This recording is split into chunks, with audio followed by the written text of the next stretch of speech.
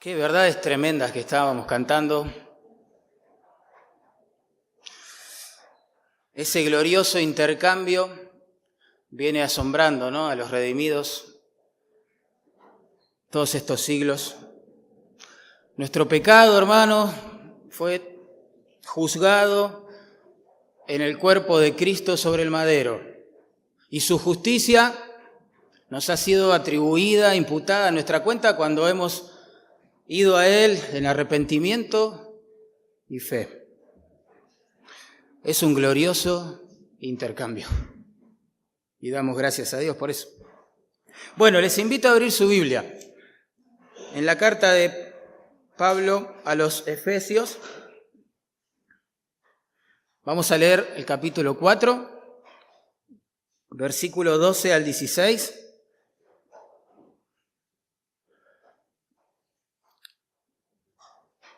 ¿Han escuchado alguna vez el término, escuche bien, adultescencia? ¿No lo han escuchado? Está mal eso, Adultescencia es un término nuevo, inventado recientemente, que surge para clasificar, digamos, una generación de adultos que tienen entre 25 y 40 años de edad más o menos, que insisten en permanecer inmersos en un mundo de justamente adolescencia. Un mundo juvenil, carente de responsabilidades, de compromisos. Está muy de moda este término ahora. Después le invito a prestar más atención. Lo va a escuchar por cualquier lado ahora. Según Andrea Perroni, que es una doctora en semiótica de la cultura, escuche bien esto, esta gente, los adultescentes, no sé cómo decirlo, interiormente son un poco más superficiales. No soportan la rutina, no logran lidiar con las responsabilidades y por eso no tienen relaciones duraderas, estables ni significativas. Cuando leí esto me preguntaba, a la luz del pasaje claramente que vamos a leer hoy, ¿sucederá esto en las iglesias? ¿Habrá adultescentes espirituales? Personas que son superficiales en su interior, en su relación con Cristo, que van a rehusar asumir sus responsabilidades misioneras, ministeriales, de amor para con los demás. Habrá adultescentes en las iglesias que no desarrollan, por ende, relaciones estables, de comunión espiritual, duraderas con los hermanos.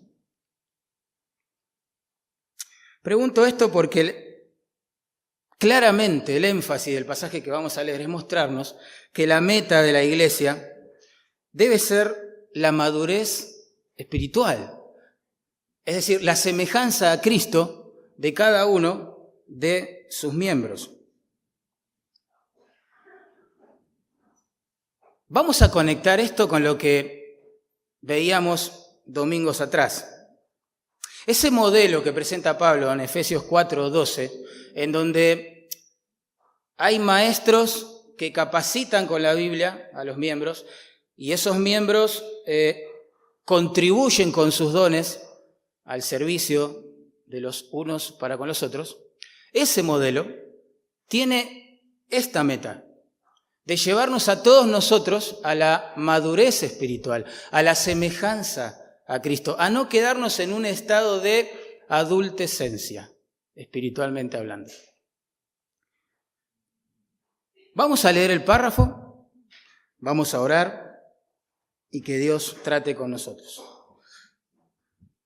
Efesios 4, vamos a leer desde el versículo 11 para entender el flujo de pensamiento. Dice, y Él mismo, hablando del Señor Jesús, constituyó a unos apóstoles, a otros profetas. Ya hemos leído en capítulo 2, verso 20, que estos dos oficios fueron relevantes para la etapa en la cual la iglesia se estaba estableciendo. De hecho, la iglesia se edifica o sobreedifica sobre el fundamento que establecieron los apóstoles y profetas, y todo fundamento en cualquier tipo de edificación se establece al principio, ¿sí?, de la obra. Y así fue con la iglesia. Los profetas y apóstoles fueron necesarios para traer la revelación, la doctrina que ahora tenemos plasmada en la Escritura, y fueron muy útiles en esa etapa. Ahora no es necesario, ¿verdad? Bueno, seguimos leyendo. Y él mismo constituyó a unos apóstoles, a otros profetas, a otros evangelistas, a otros pastores y maestros. ¿Con qué propósito Dios le da liderazgo espiritual a sus iglesias? Verso 12. A fin de perfeccionar a los santos, los hermanos, los creyentes, para la obra del ministerio, para la edificación del cuerpo de Cristo. Esa es la idea de Dios. Dios nos regala hombres con dones, ellos son responsables de usarlos, capacitarnos con la Biblia mientras la van enseñando y viviendo, hasta que, dice allí, o a fin de que todos los creyentes podamos tener herramientas con las cuales edificar el cuerpo de Cristo. Ahora, este proceso, uno se pregunta, ¿hasta cuándo dura? Bueno, versículo 13. Ahora sí. Hasta que todos lleguemos a la unidad de la fe y del conocimiento del Hijo de Dios, a un varón perfecto o maduro, a la medida de la estatura de la plenitud de Cristo. ¿Ven? El modelo que Dios estableció, maestros capacitándonos, miembros contribuyendo con sus dones, tiene este fin: que la iglesia en su conjunto y cada creyente en particular podamos crecer espiritualmente a la semejanza de Cristo. ¿Bien? ¿Para qué?, se pregunta uno. ¿Es esto necesario? Verso 14. Para que ya no seamos niños fluctuantes, llevados por doquiera de todo viento de doctrina, por estratagemas de hombres que para engañar emplean con astucia las artimañas del error. En vez de seguir como niños, en vez de ser adultecentes espirituales, verso 15 nos propone, a manera de contraste, otra alternativa. Dice, sino que siguiendo la verdad en amor, crezcamos en todo en aquel que es la cabeza, esto es Cristo, de quien todo el cuerpo, bien concertado y unido entre sí por todas las coyunturas que se ayudan mutuamente, según la actividad propia de cada miembro, recibe su crecimiento para ir edificándose en amor. Oremos. Padre, gracias por tu palabra. Gracias por ser tan misericordioso con nosotros, tu pueblo, tus ovejas, redimidas, perdonadas, lavadas en la sangre de Cristo. Gracias por tenernos tanta paciencia, Señor, en este proceso en el cual tu Espíritu nos ayuda a madurar, a crecer, a ser cada vez menos parecidos a nosotros mismos y más parecidos a Cristo. Te pedimos que uses esta palabra de hoy para animarnos a madurar espiritualmente, a no quedarnos, a no retroceder, porque esto es una conducta digna de ti, Señor. Que podamos reflejar a Cristo en nuestras vidas, que podamos madurar, ser cada día, cada vez más parecidos a Él. Te lo rogamos en el nombre de Él. Amén. Muy bien, vamos a ver algunas evidencias que nos da el pasaje de que como iglesia estamos madurando. Y de manera de contraste, servirán como parámetro para identificar si no lo estamos haciendo. En primer lugar, en una iglesia que está pasando de la adultescencia a la madurez espiritual, lo que se va a notar rápidamente es que hay una unidad doctrinal. Miren lo que dice el versículo 13. Los maestros nos enseñan, todos nosotros tratamos de contribuir con nuestros dones, nos edificamos unos a otros hasta que todos lleguemos a la unidad de la fe y del conocimiento del Hijo de Dios. La fe aquí se usa en el mismo sentido que en el capítulo 4, verso 5. ¿Ven? Allí en el capítulo 4, verso 5 leemos que hay un Señor que nos une, también hay una fe que nos une, un bautismo, una fe. Ahí la palabra no se usa para identificar nuestras creencias individuales, sino el conjunto de doctrina que Dios le ha dado a la iglesia. Por eso es una fe, aunque somos muchos, y por eso es un ente unificante de los creyentes. Porque se supone que los creyentes tenemos un pacto con Dios de sumisión a su palabra, a la autoridad de su palabra. Entonces, en el fondo, no interesa tanto qué pensamos cada uno de nosotros respecto a asuntos de fe y práctica, sino lo que la Biblia enseña. Y en un ambiente donde todos le damos a la Escritura la autoridad que tiene, porque viene de Dios, con el tiempo las cosas se acomodan, todo se ordena y se pone en su lugar. Si no es doctrinal, espiritual, la unidad va a ser superficial, emocional, circunstancial, pasajera. Va a depender de nuestros estados de ánimo. Va a depender de cómo quizás hayan sido nuestras relaciones con los hermanos y hermanas en los últimos días, no sé. Esos son todas bases muy débiles para sostener la unidad del cuerpo de Cristo.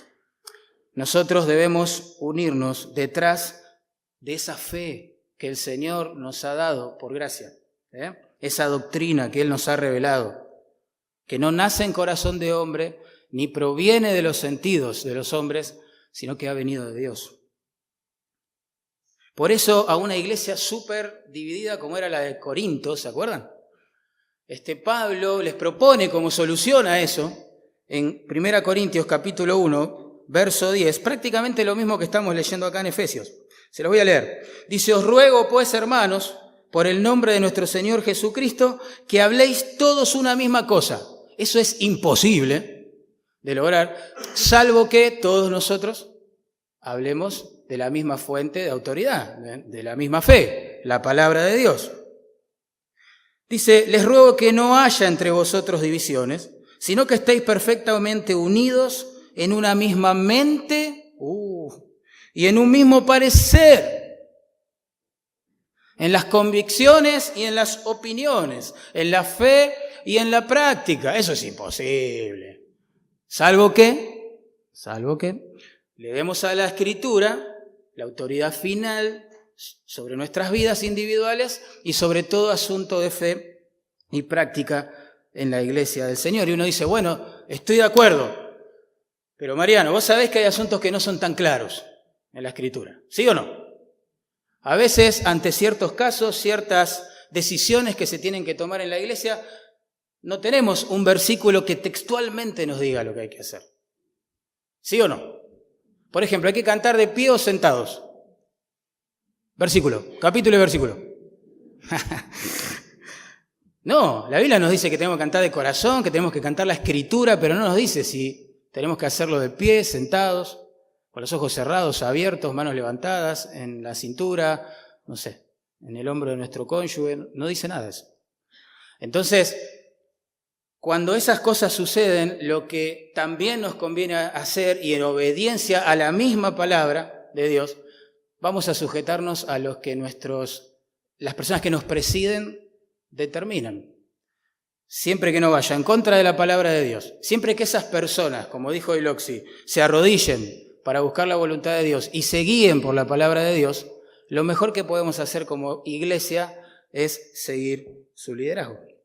Claramente, Hebreos 13:17 dice eso: obedeced a vuestros pastores, sujetaos a ellos, porque ellos velan por vuestras almas como quienes han de dar cuenta. Y vos decís: pero yo conozco cada pastor. ¿Será así? Bueno, el verso 17 dice a qué tipo de pastores deberíamos sujetarnos. A los que nos traen la palabra de Dios, a los que tienen una fe, una confianza en esa palabra que es digna de imitar, y a los que por su conducta, no solo por lo que dicen, dejan fruto, huella, evidencia de piedad. Tremendo. Bueno, habrá unidad doctrinal en una iglesia que considera que esta es la meta de Dios para con su vida, que es parte de ese andar digno que se nos exige en capítulo 4, verso 1, digno de Cristo. Nos vamos a preocupar y ocupar para guardar la unidad que ya tenemos en Cristo, estamos unidos en la cruz, pero que se tiene que traducir en la práctica a medida que todos nos vamos sujetando a la Escritura y a las personas que nos presiden en el Señor. En segundo lugar, otra evidencia de que una iglesia está creciendo espiritualmente, está madurando en el Señor, es que los miembros van a desarrollar un conocimiento vivencial de Cristo. Cada hermano, cada hermana ha comprendido que el mayor tesoro de su vida es Cristo. Cada hermano, cada hermana ha entendido que comparado con el conocimiento, la comunión con Cristo, como dijo Pablo, todo lo demás es de desechar. Una iglesia que es madura es cristocéntrica. Una iglesia que madura en el Señor, que deja la adolescencia espiritual, es una iglesia que se enfoca en Cristo, que ama a Cristo, que predica a Cristo, que busca a Cristo, que adora a Cristo. No a los hombres. ¿Puedo decirlo de nuevo? Una iglesia madura espiritualmente, hermanos, hermanas, hace de Cristo su tesoro más grande. Y todos nos tomamos muy en serio nuestra relación privada, personal con Cristo, para que después cuando nos reunimos, espontáneamente Él sea el único digno de adoración. Dice allí el versículo, noten conmigo, 13, hasta que todos lleguemos a la unidad de fe, y agrega, y del conocimiento del Hijo de Dios. La palabra que ahí se traduce conocimiento denota principalmente, justamente, un conocimiento que es relacional, es vivencial, es experimental, no intelectual, para lo cual el griego tiene otra palabra, no esta. Esta palabra frecuentemente describe una relación entre la persona que conoce y la que está siendo conocida. Por ejemplo, en 1 Corintios 8:3 aparece, yo les leo el texto porque es ilustrativo, dice, si alguno ama a Dios, es conocido por Él. Mirá, qué lindo. Dios se deleita en relacionarse con aquellos que le aman, que le amamos. En 2 Timoteo, capítulo 2, verso 19, Pablo dice, otra vez usando esta palabra, conoce el Señor a los que son suyos. Por ende, y a manera de contraste, también conoce quienes no le pertenecen, aunque estén en la iglesia. Pero Él conoce, Él tiene una relación, es la idea, vivencial, experimental, diaria, con aquellos que son suyos. Es mucho más el concepto de esta palabra que la idea de saber algo sobre alguien. Por ejemplo, nosotros estudiando algo de historia podemos saber datos de algunos de sus personajes famosos, no sé. Sabemos que San Martín cruzó los Andes. Sabemos cosas de él, cosas que hizo, cosas que dijo, cosas que no hizo, cosas que no dijo también. Pero ninguno de nosotros puede decir que en este sentido de la palabra conoce a San Martín, pues ya murió. No pudimos tener trato personal con él. Sabemos cosas de él, pero no tenemos un trato personal con él.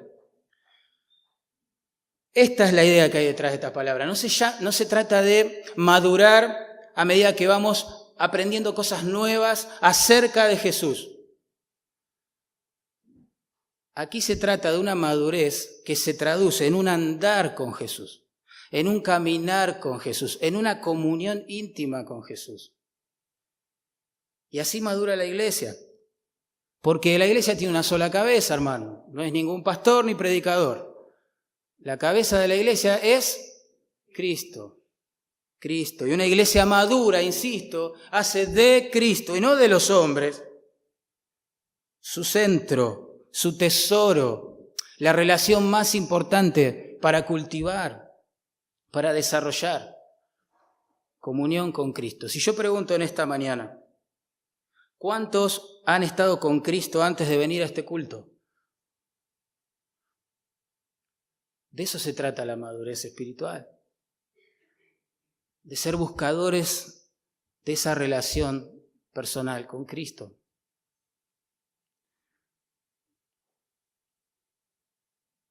La salvación, hermanos, en realidad es un conocimiento experimental, vivencial, relacional con Cristo y con Dios, ¿no? ¿Qué dijo el Señor a su Padre en oración? Y esta es la vida eterna, Padre, que te conozcan a ti, ¿no? Bueno, la misma palabra. Muchos saben muchas cosas de la Biblia, pero quizás no conocen al Dios de la Biblia. O muchos conocen al Dios de la Biblia, saben muchas cosas de la Biblia, pero han descuidado completamente este conocimiento vivencial con el Dios de la Biblia. Es más, la misma palabra se usa en Juan 10, miren qué lindo, verso 14 y 15. Está hablando el Señor Jesús y dice, yo soy el buen pastor. Y conozco, ahí está la palabra otra vez, y conozco mis ovejas, y las mías me conocen. ¿Ven? Es un conocimiento relacional, mucho más que intelectual. Acá el Señor no está diciendo, bueno, yo sé el nombre y apellido de cada oveja, DNI, dónde viven, de qué trabajan, sabe mucho más que eso, Él conoce nuestro corazón. La Biblia dice que Él es el pastor y obispo de nuestras almas, de nuestro mundo interior. De eso se trata esto, hermano. El Evangelio no nos presentó solamente 3, 4, 5 principios a los cuales entender y asentir con la cabeza. El Evangelio nos presenta una persona santa, nuestro sustituto, el que murió en lugar de nuestro y por nuestros pecados, para empezar a seguir y con la cual tener una relación de sumisión, de humildad, de amor, de obediencia. Ahora sí, entendiendo el concepto clave de esta palabra, entendemos a Pablo cuando en Filipenses capítulo 3, verso 8 dice, ciertamente aún estimo todas las cosas, como pérdida, por la excelencia del conocimiento, ahí está la palabra, de Cristo Jesús, mi Señor, por amor del cual lo he perdido todo y lo tengo por basura para ganar a Cristo. Y en el verso 10 dice el mismo Pablo que él se aferra a la justicia de Dios que viene por la fe, no a la suya propia que viene por las obras y que es insuficiente porque quiere conocerle, dice. Quiere conocer a Cristo cada vez más. Dando a entender que si uno se aferra a sus obras, a sus méritos, no va a conocer a Cristo. ¿Saben que ese conocimiento inicial de Cristo que se da en la salvación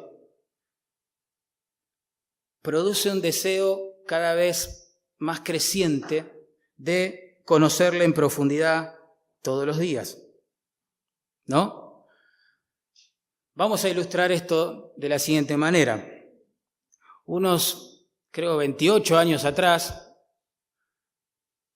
mi esposa creo que no estaba pensando bien lo que hacía, pero me dijo que sí cuando le propuse casarnos.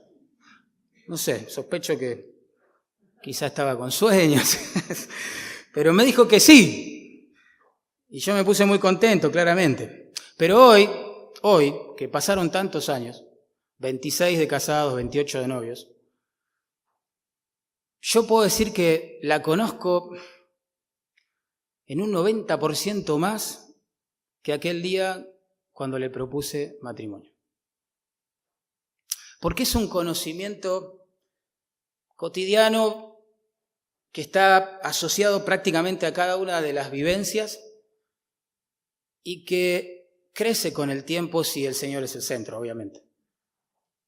Y esto es lo mismo. Pablo escribió las palabras que le leí luego de varios años de apostolado, de haber experimentado cárcel, azotes. Escribió estas palabras después de haber sido expulsado de una ciudad como si fuese un criminal, de noche, huyendo. Escribió estas palabras después de haber sido apedreado y la gente prácticamente pensó que él estaba muerto y arrastraron su cuerpo fuera de la ciudad.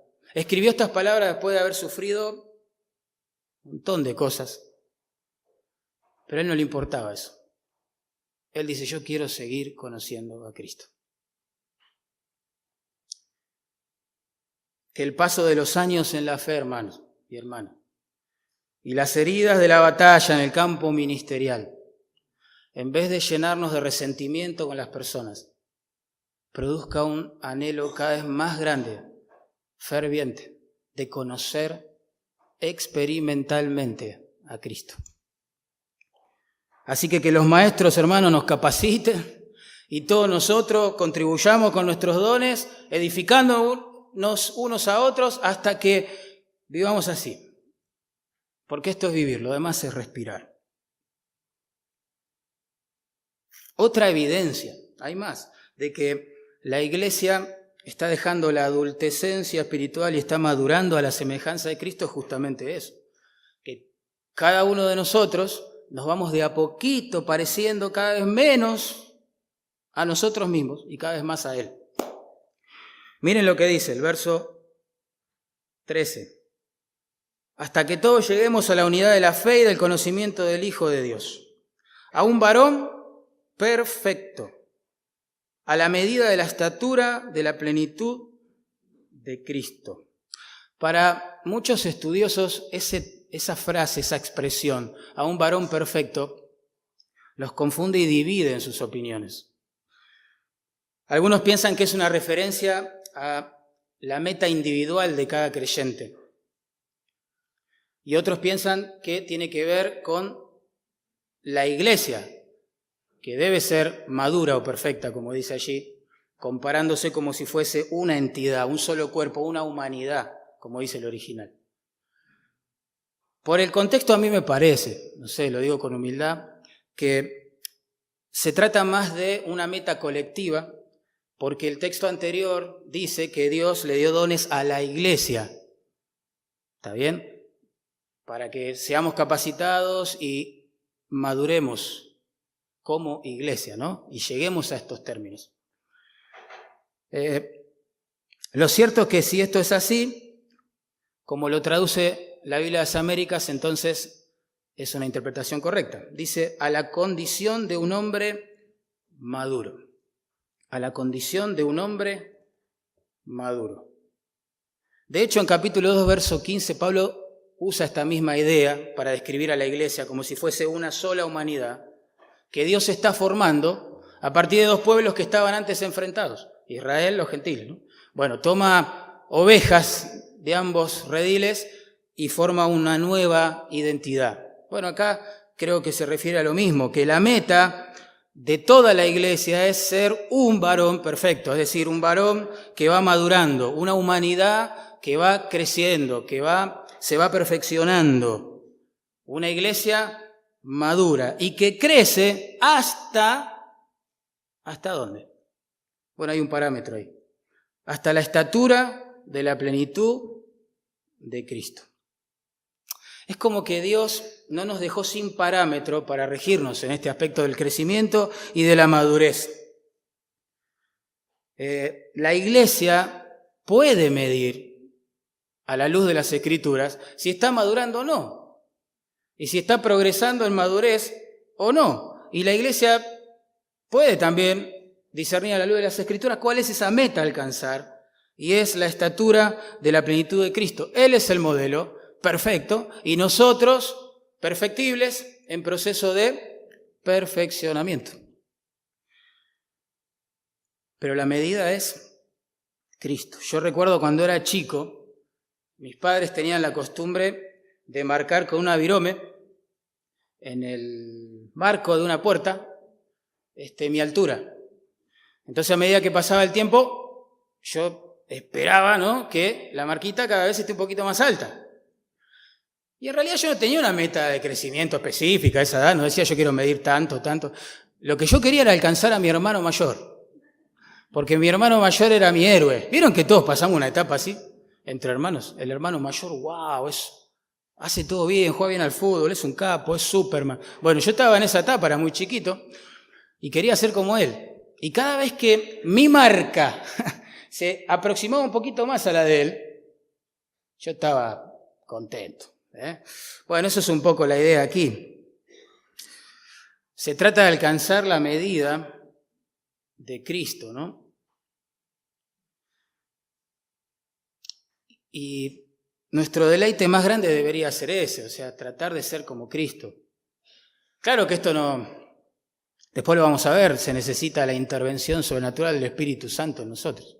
Claramente, no. No es que uno se propone, bueno, ahora soy como Cristo, ya está. Claramente, no somos buenos. Tenemos problemas con nuestro pecado, nuestro orgullo, egoísmo, cosas que nos hacen muy diferentes a Cristo todavía, claramente.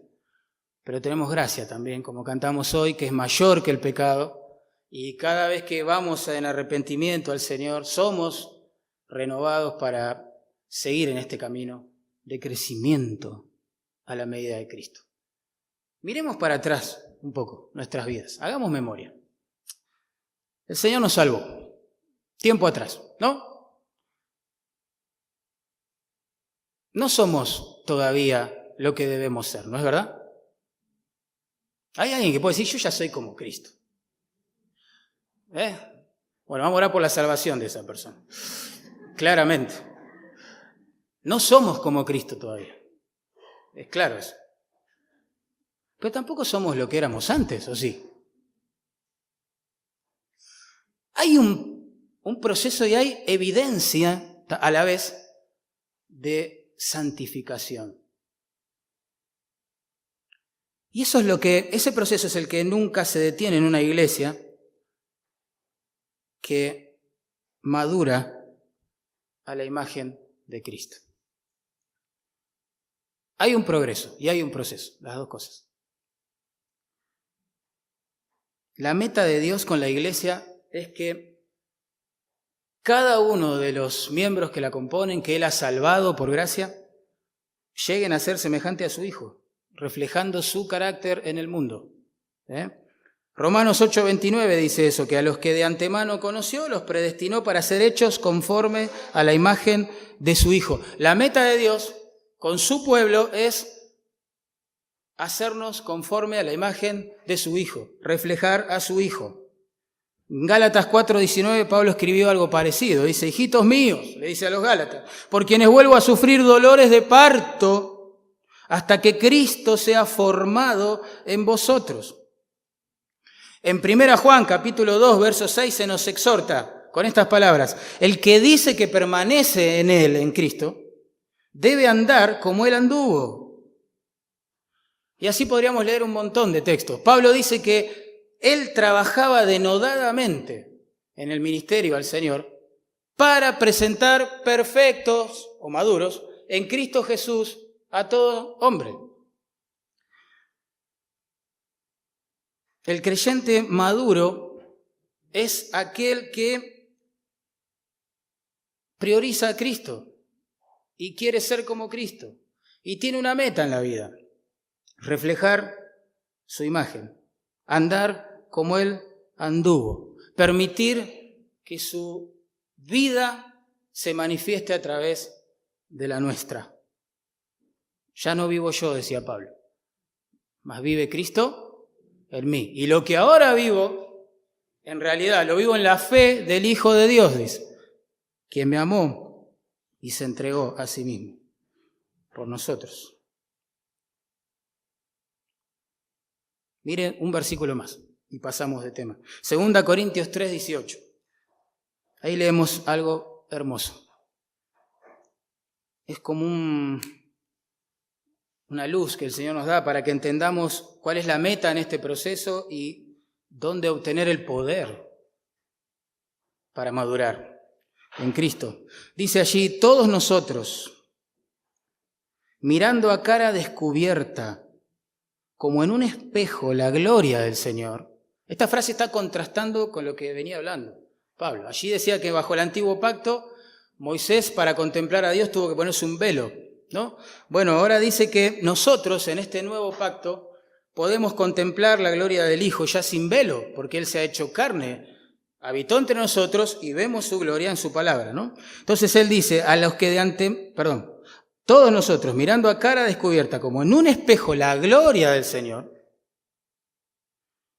dice, somos transformados de gloria en gloria en la misma imagen, esa que ahora vemos a cara descubierta, es decir, la imagen del Señor, como por el Espíritu del Señor.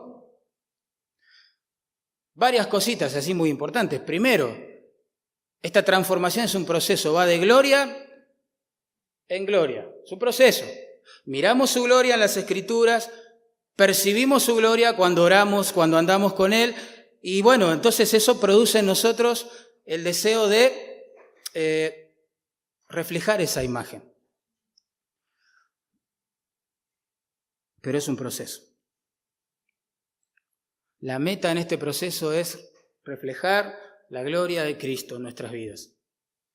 Pero el motor, el que hace posible este proceso es la acción del Espíritu Santo. Dice allí, somos transformados. No dice, nos transformamos a nosotros mismos con una fuerza de voluntad tremenda.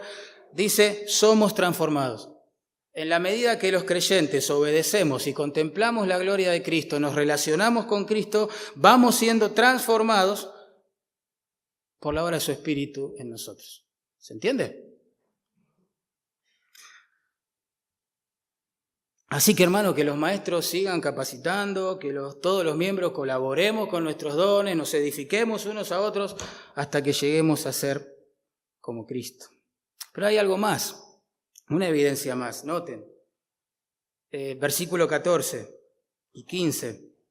Dice, para que ya no seamos niños fluctuantes, llevados por doquiera de todo viento de doctrina, por estratagema de hombres que para engañar emplean con astucia las artimañas del error, sino que siguiendo la verdad en amor, crezcamos en todo en aquel que es la cabeza, esto es Cristo. Entonces, ¿cuál es el propósito de la unidad de los creyentes? ¿Cuál es el propósito de la madurez de los creyentes?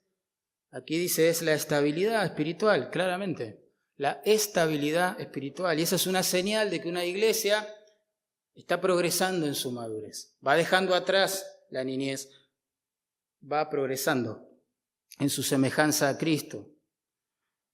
La palabra niños, fíjense allí, en el verso 14, describe, es una metáfora en realidad, de un cristiano inmaduro. Jesús dijo que debemos imitar a los niños en un punto, debemos parecerlos a los niños en su inocencia para el mal, claramente, pero no en su ignorancia, ¿no? De las Escrituras, por ejemplo.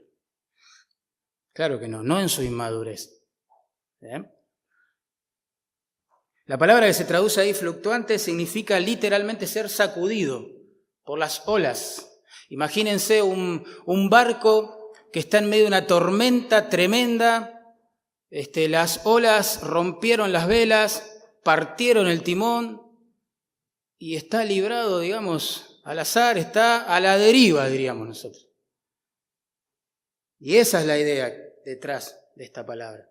Miren, hermanos, si nosotros no progresamos en madurez, nos quedamos en un estado de inmadurez espiritual en el cual somos vulnerables grandemente ante los vientos doctrinales, las modas que golpean de manera impetuosa contra la iglesia de Cristo. Que van para un lado, que van para el otro, que surgen, caen, vienen, se van, ¿no? Tenemos que crecer en Cristo, es así. Es peligrosa esta condición de ser niños fluctuantes. Vieron que los niños suelen creer todo lo que sus padres les dicen, ¿sí o no? Sí, claro. Por lo menos en una etapa primaria de sus vidas, ¿no? Nunca me voy a olvidar yo. Hace un tiempo atrás le pregunté a uno de los niños, entonces ahora joven, ya de la iglesia, ¿quién es el mejor jugador de fútbol del mundo? Este joven me dijo, mi papá. Y yo lo conozco al papá. Es más, hemos jugado juntos a la pelota con el papá. Y créame, no es verdad eso. Pero igual lo queremos, pero como hermano en la fe, no como jugador. Claro, ahora este joven maduró y yo creo que ya, abandonó esa idea, ¿no? Claramente. Claro. Lo maté al hermano. Él se da por aludido, ¿eh? Después le digo a quién es.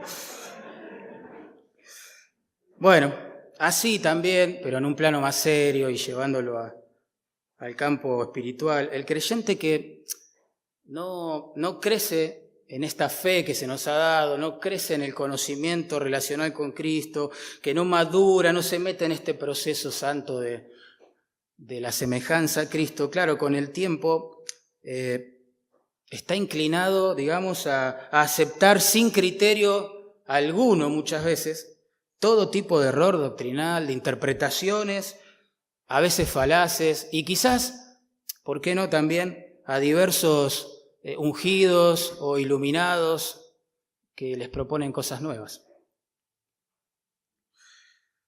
Y créame, eso es un peligro tremendo, espiritualmente hablando, para las iglesias del Señor. Por eso, ante semejante peligro, Pablo quiere que nosotros sepamos cómo es que actúan, cómo proceden estos falsos maestros, esta gente peligrosa que trae estos vientos extraños de doctrina. Noten, allí dice, por estratagema de hombres que para engañar emplean con astucia las artimañas del error. La palabra que se traduce estratagema ahí, en su original, daba la idea de un juego de dados con cubos, como se decía antes.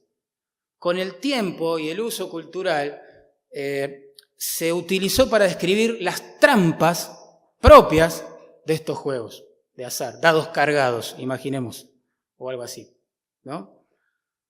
Entonces, lo que quiere decir Pablo es que estos falsos maestros juegan a la vida cristiana, juegan a la iglesia, juegan, ¿sí?, a un ministerio que viene de Dios, juegan a hacerlo, pero juegan con trampa, hacen trampa. ¿Por qué? Porque no se sujetan a las reglas. ¿Por qué? Porque tuercen las Escrituras y hacen trampa. Si hubiera temor de Dios en ellos, no lo harían. Ya se hubieran arrepentido, hubieran cerrado sus ministerios y se estarían congregando con humildad, escuchando la palabra de Dios en algún lado. Pero hacen trampa, hermano. Juegan a hacer la obra de Dios, pero con trampa. Pongo un ejemplo así muy común y que creo que todos conocemos.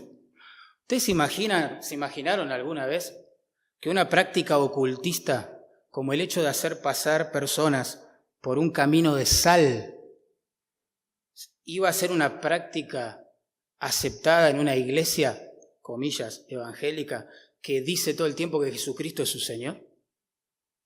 ¿Ustedes se imaginarían algo así? ¿Te imaginas el apóstol Pablo pensando en eso?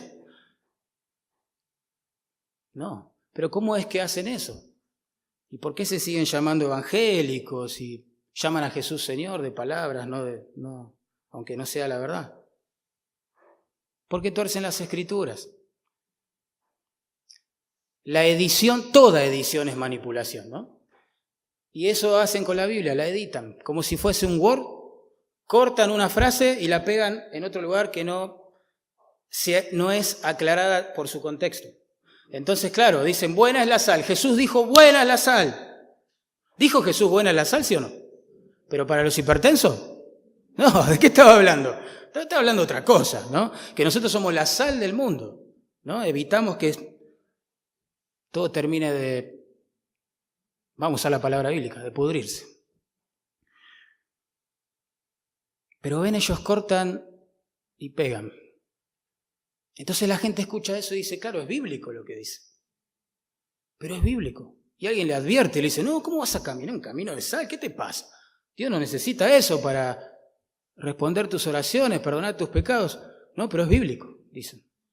¿Cómo es bíblico? Sí, el pastor abrió la Biblia y dijo que Jesús dijo eso. Juegan a hacer la obra de Dios, pero hacen trampa. Y Pablo quiere que entendamos eso. Que usan artimañas, dice allí. La palabra se traduce artimaña, o de esa palabra se deriva nuestro término castellano método. Método. Habla de un plan premeditado, sofisticado. Ojo, con menospreciar a la apostasía, hermano. No son todos burdos. No es que son todos evidentes en su manera de hablar, predicar, conducirse. Ojo con eso, no hay que subestimar. Hay sabiduría, pero no la que viene de lo alto, claramente allí. Es gente que estudia a la gente en su contexto social, identifica las necesidades que representan a esa comunidad y se las venden a través de algún evangelio inventado, algún Dios inventado, algún milagro supuesto. Pero ahí, ojo, hay mucha sutileza y sabiduría. De hecho, a veces uno se queda pasmado porque escucha quizás algunos de estos exponentes del error predicar y se encuentra con que hay verdades en el medio de lo que están diciendo. Por eso somos exhortados todo el tiempo a madurar espiritualmente, a crecer en el conocimiento de esa fe que Dios nos dejó en la palabra, a tener comunión con Cristo para que nuestro discernimiento esté activo, espiritualmente hablando, a ser semejante a Cristo para que podamos identificar a aquellos que profesan conocer a Dios pero con sus hechos lo niegan. Tarde o temprano pasa eso. Entonces, los ojos también van a estar ejercitados para descubrir eso. Tenemos que tener cuidado. Buenas iglesias, sanos ministerios del pasado, hoy están predicando cualquier cosa, hermano. Y duele ver eso. Duele mucho. Por eso, miren, el verso 15. ¿Cuál es la solución? Para no caer en el error o ser engañado, digamos, el creyente debe ser un seguidor de la verdad. Un amoroso seguidor de la verdad. Si dejamos que las fuertes ráfagas, hermanos, de la falsa enseñanza nos lleven, nos arrastren de un lado a otro, estaremos condenados a vivir en un estado de inmadurez espiritual que pone en peligro la salud, la misión de la iglesia. Claramente. Según este texto, como se presenta de manera de contraste uno contra el otro, la manera de descubrir el engaño es viviendo esa verdad en amor. La mentira se descubre cuando se conoce la verdad, ¿no? Ustedes saben la analogía del billete falso. ¿Cómo entrenan a los cajeros en los bancos para reconocerlos? Son muy parecidos a los genuinos, ¿no? A mí me confunde, qué sé yo. Yo compraría seguramente. Pero ellos tienen los sentidos ejercitados. ¿Cómo los han entrenado? Bueno, les han mostrado las características distintivas de los billetes genuinos. Entonces, cuando se encuentran con uno falso, suelen, no siempre, pero suelen reconocerlo con rapidez. Y esa es la idea. Aquí, la iglesia, todos nosotros, debemos crecer en nuestro conocimiento de las Escrituras, claramente. Y del conocimiento de comunión vivencial con el Señor de las Escrituras, para poder detectar los engaños cuando lleguen, porque van a llegar, van a llegar. Ya han sacudido la iglesia, volverán a sacudirnos. Los vientos golpean contra el pueblo de Cristo y siempre encuentran una grieta en la inmadurez espiritual para filtrarse, confundirnos, enfrentarnos, causar problemas, estragos. Bueno, ya saben de lo que estamos hablando. Pero yo quiero recalcar algo antes de terminar. Que aquí no se trata solo de conocer, y enfatizo esto, intelectualmente la verdad, sino de expresarla, vivirla en el amor de Dios.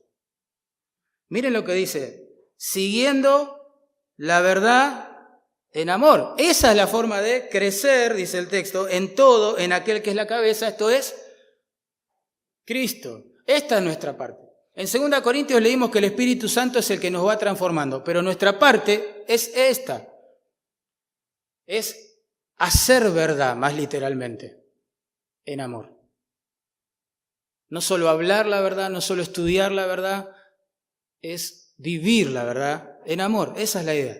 Esa es la vitamina, digamos, que va a hacer crecer en madurez al cuerpo de Cristo, a la iglesia. Seguir, practicar la verdad en amor. Solo les leo un par de versículos para recordar la importancia del amor en la iglesia.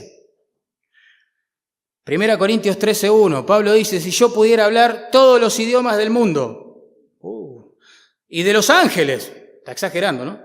Pero no amara a los demás, yo solo sería un metal ruidoso o un címbalo que resuena. Es decir, mis palabras, por tintes de erudición y sabiduría que puedan tener, sin amor, son un ruido molesto para el oído muy afinado del Señor y para el no tan afinado de la iglesia también.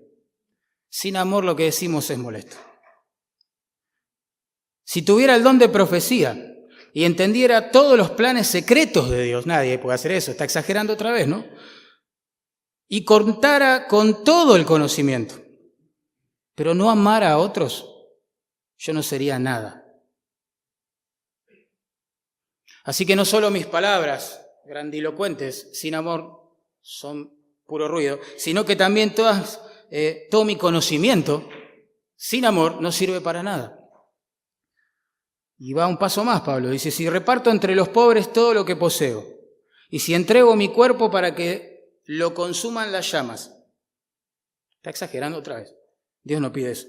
Pero no tengo amor, nada gano con eso. Es decir, mis contribuciones tampoco me sirven espiritualmente hablando delante del Señor para nada si no tienen amor, si no son movilizadas por el amor del Señor en mi corazón. Samuel Pérez Millos, comentando este pasaje, dijo, tu teología, tu doctrina, sin amor, es un ruido molesto al oído de Dios y de los santos en las iglesias. Hay que aprender eso. Nosotros asociamos madurez espiritual con una biblioteca viviente, un hombre que ha leído mucho. Bueno, genial si ese hombre que ha leído mucho está creciendo a la semejanza de Cristo, claro. Pero si solo ha leído mucho y es un cascarrabia, trata mal a su esposa, no es un ejemplo para sus hijos, se vive peleando en la iglesia con los hermanos y las hermanas, ¿de qué madurez espiritual hablamos? ¿Qué doctrina está defendiendo?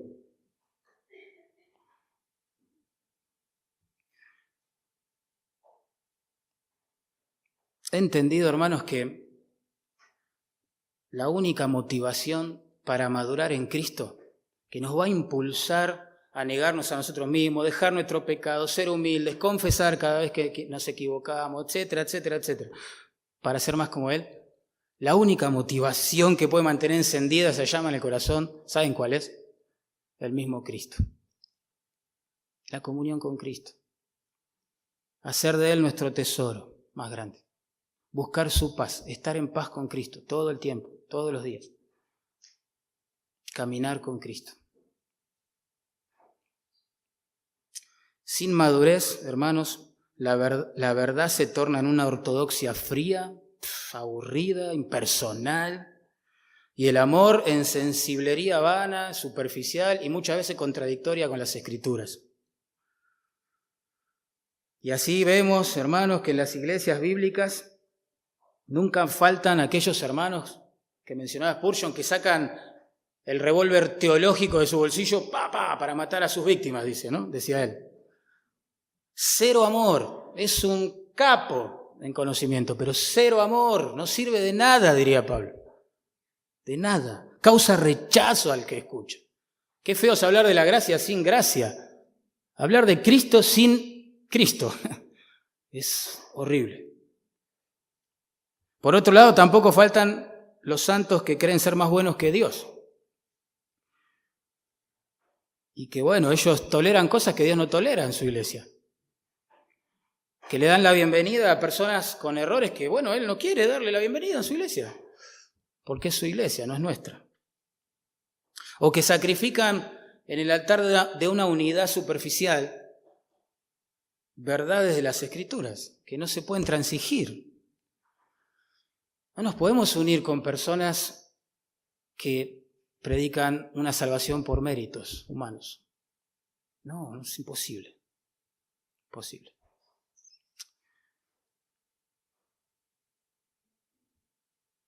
Y mantener ese equilibrio es complicado, ¿sí o no? Complicado. Cuando hay equilibrio, la verdad nos da sagacidad para discernir el error, esos vientos, pero el amor nos da, estira nuestros brazos para alcanzar a esas personas que están en error. La verdad nos aleja del error, pero el amor nos acerca a los que están en el error para ayudarles a ver a Cristo.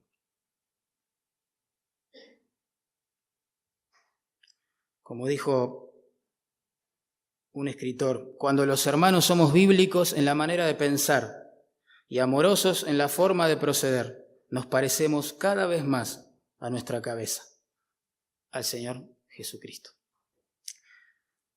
Saben, yo he ido a un montón, pero montón de conferencias tendientes a enseñarles a los pastores cómo hacer crecer la iglesia. ¿Cómo perdí tiempo? Lo lamento mucho. ¿Saben qué es peor que eso? Invertí un montón de dinero en comprar libros que hablan de lo mismo. ¿Cómo hacer crecer la iglesia?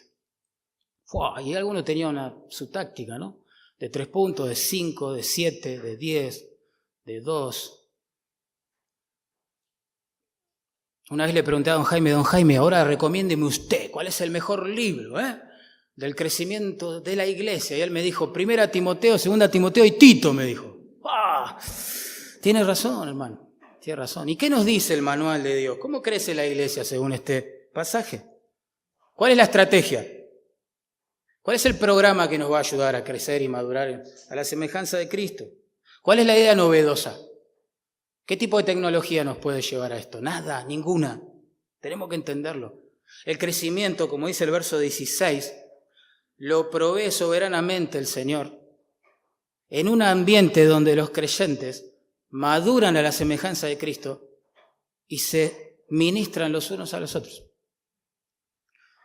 Y cuando hablamos de crecimiento no hablamos solamente de ser más en la iglesia hoy que ayer. Tampoco. Si entiendo bien este texto, el crecimiento es la semejanza a Cristo. He estado en reuniones multitudinarias donde me he asombrado de la carnalidad de las personas.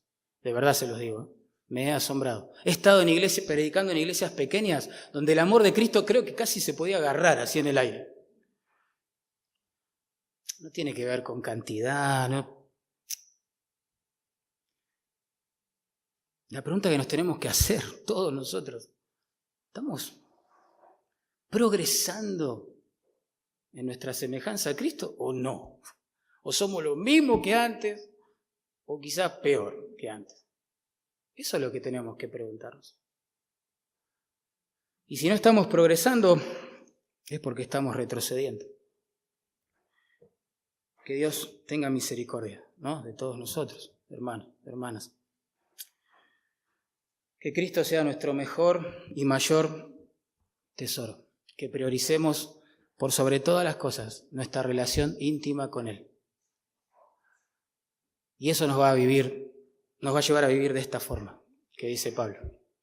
Vamos a crecer en el conocimiento de Dios, vamos a discernir la falsa doctrina, nos vamos a preocupar unos por otros, nadie nos va a tener que torcer el brazo para que amemos, para que...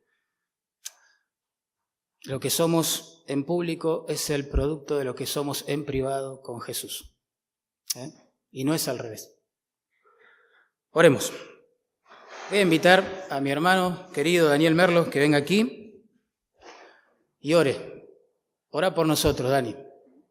Yo tengo miedo de mi corazón, hermanos. ¿Qué quieren que les diga? De perder de vista el tesoro más importante, la verdadera vida cristiana, ¿no?, que es comunión con Cristo. oremos unos por otros, ¿eh?